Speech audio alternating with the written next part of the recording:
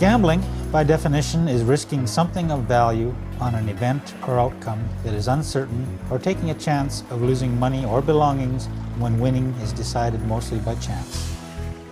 It's a game of chance, and trying to get the big bucks without working. I mean, you buy a lottery ticket or whatever it is, thinking maybe this time it's going to be the big one. Gambling is present in many forms in our Métis communities today. There has been dramatic growth in the gaming industry. There are many new casinos and mega bingo halls, lottery tickets, scratch tickets, pull-tab tickets. All can be purchased almost anywhere. There's internet now. People can go on the internet and gamble, and they can take their money through credit cards. We have the ATM machines. People have access to them. They're very prevalent in many gambling institutions. It's affecting our community. There's more opportunity to gamble and more incentives. Aboriginal people are not immune to the many forms of gambling available today.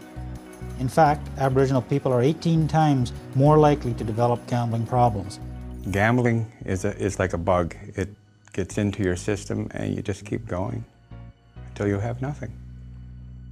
Up to 73% of Aboriginal people have reported gambling in some form.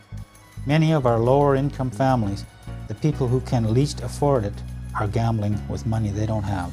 From what I can understand, you can go into some of these institutions, gambling places, and you can arrange credit to play.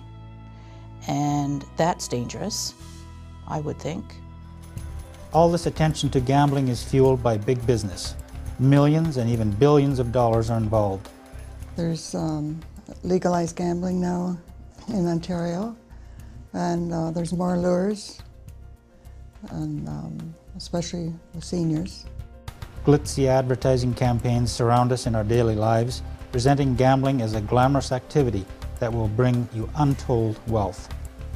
It's disgusting because they're targeting the people that have nothing else except TV. And they bring them into these casinos by the busloads and they give them a few dollars to gamble. Sometimes they do, sometimes they don't. And these people are on an income, a fixed income. They cannot afford to do this. And I think it's terrible that the casinos are doing this, Our relatives work too hard for what they have. And to me, they're just throwing it away. When they don't win, they go home worrying about how they're going to feed their children. Easy access to money and large amounts of credit also compound the problem for us. Gambling, using money that you really can't afford to lose. Accessibility to lottery, scratch, and pull-tab tickets also adds to our inability to resist the gambling urge. It used to start with penny ante stuff. And then, they'd say, oh, come on, let's throw on a dime. And then it went up to quarter. And then it started to be dollars. And, So you're talking cards? Yeah, card games, definitely. Poker and blackjack. Not blackjack, poker and stuff like that. And it got a little bit out of hand. There used to be poker games all through town here at one time. But now that the casino's open, most of the people go there. But we used to have crap games and up right on the street when I was younger. Aboriginal people have been gambling for hundreds of years, but gambling historically involved the whole community. A community event celebrated by many people, and not just gambling by oneself. Aboriginal gambling, they didn't have the one-armed bandits. They had horse racing, I'm sure. As far as gambling, I think it was an entertaining thing for them. There was really no amount of monies. It was just the idea of gambling, of getting into the game and, nickel dime or whatever you want to call it.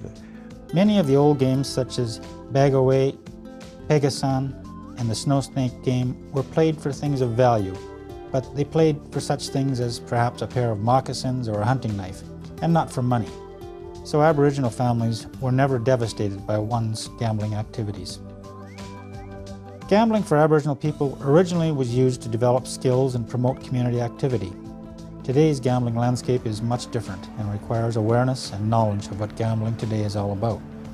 There are many dangers out there in terms of gambling that all of our people and all of our communities need to be aware of. Eventually I broke down. I got sick, I broke down. I wasn't taking care of myself. I lost my job because of what I was doing. And I lost my wife and I lost my kids. And Gambling can be fun and great entertainment if carried out in a sensible manner. the youth, if they find a job, they can do well with the part of gambling. The middle age that didn't have the money before, now the chance of winning the money, and the elders are smart enough to tell them, hey, let's cut it here, you know. By that time, it's too late. There are a few simple things that you can do to make gambling safer. Don't think of gambling as a way to make money. Always gamble with money you can afford to lose. I can remember one time, this fella, there was a big one on Ontario, and he actually took a second mortgage out on his home to buy the tickets. He didn't even break even.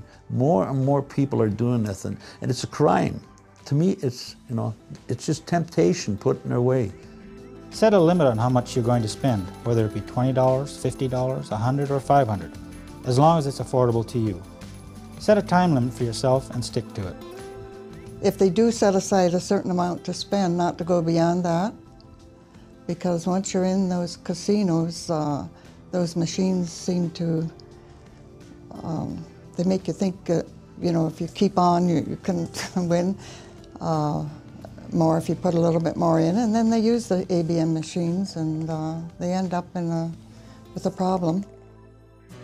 We need to continually work on spreading awareness throughout our Métis communities about the dangers of irresponsible or problem gambling. Everybody who goes to gamble, they go because they're there to win. They don't. Majority of them don't. And it's one person's lucky day, but there might be 800 people that it's not their lucky day. So the odds are against them. It's hard on them. I believe it's brought a great hardship on the senior citizens. And I think it's education. We gotta let them know that there are places, but there's not by a long shot is there enough help. We need a lot more, yes. As far as gambling goes, gee, if you don't want to give it away, you have to wake up to that when you look at your house and you look at your children, you look what you could have, and you just threw it all away.